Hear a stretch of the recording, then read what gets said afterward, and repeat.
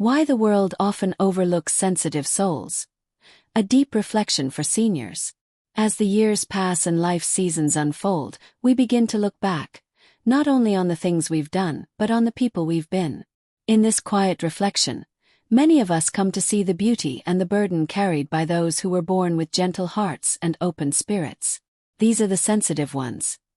People who notice more, feel more, care more.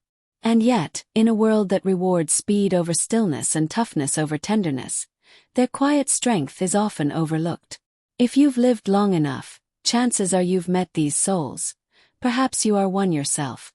You may remember being told you were too soft, too emotional, or too easily hurt.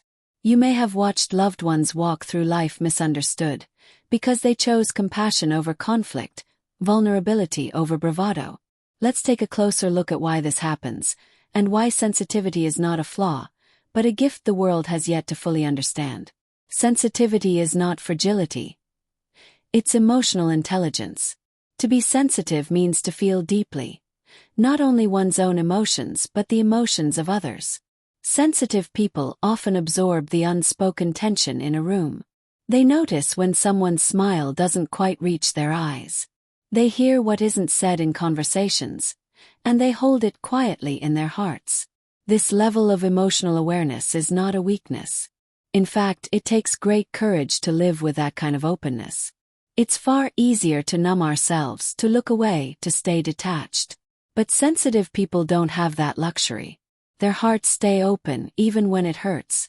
And yet, because their pain is visible, because they may cry when others wouldn't, or hesitate in moments of confrontation, they're often labeled as weak.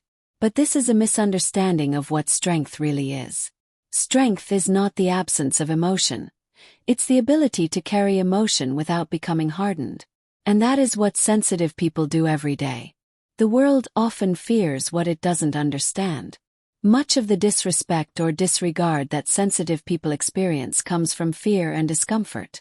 Many people have been taught to hide their emotions, to keep a stiff upper lip, especially men of earlier generations. Expressing vulnerability was seen as dangerous, a sign that you were not in control. So when these people encounter someone who is unafraid to show how deeply they feel, it can make them uneasy. It reminds them of a part of themselves they had to suppress. And rather than face that discomfort, they reject the sensitive person. They call them dramatic, too emotional, or naive. These reactions aren't about the sensitive person at all. They're about the speaker's own unhealed wounds, their own long-buried feelings. Sensitivity is a mirror, and not everyone is ready to look into it. The invisible work of holding others together. One of the most unacknowledged truths of life is that sensitive people often carry more than their share of emotional labor. They are the ones who remember birthdays, who check in on neighbors, who sense when something is wrong before anyone says a word. In families, they are the peacemakers, the quiet mediators, the ones who sit at hospital bedsides, who listen without interrupting, who notice when someone is being left out. This kind of emotional care doesn't show up on a resume. It doesn't earn awards. Often it's not even recognized. But it is the work that keeps human relationships whole. And yet, because it's invisible, sensitive people can be taken for granted. Their efforts are often dismissed as just being nice. But true sensitivity is not passive. It's active, intentional, and often exhausting. A lifetime of being misunderstood. For those who have lived many years as sensitive souls, the path may not have been easy. You may remember times when you felt things others did not. Perhaps you felt overwhelmed in loud or aggressive environments. Perhaps you felt out of place in a world that seemed to prize hard edges and fast decisions. You may have learned to hide your sensitivity, to toughen up, to smile through pain, to tell yourself, it's not that big of a deal. But that doesn't erase who you are. The need to feel deeply, to connect meaningfully, to make sense of the emotional undercurrents of life. These parts of you don't go away. They simply wait for a safe place to be seen. In later life, as we grow more honest with ourselves, we may begin to reclaim those parts. We stop apologizing for who we are. We begin to see that sensitivity is not a weakness, but a rare form of wisdom. In the end, sensitivity is a gift.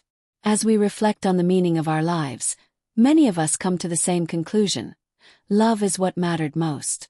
Not achievements, not possessions, but the relationships we built, the kindness we showed, the compassion we gave. And who is better equipped to lead with love than the sensitive ones?